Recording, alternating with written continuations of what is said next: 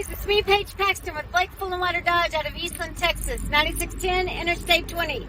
I'm going to show you how to go into manual mode and what the paddles are used for whenever you want to go in manual position. Hold on just 1 second and I'll show you.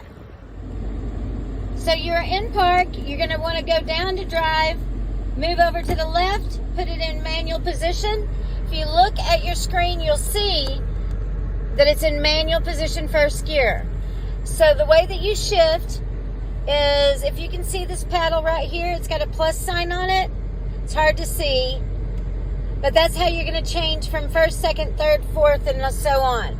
And then to downshift is this paddle right here with the minus sign on it. And as you change gears, it'll show you right there. If you're at a stop and you want to go further, it's not going to allow you. You got to be moving. If you want to go back to drive mode, simply just push it back to drive, and then it shows the D up on the screen. If you have any questions, give me a call, 325-320-4690.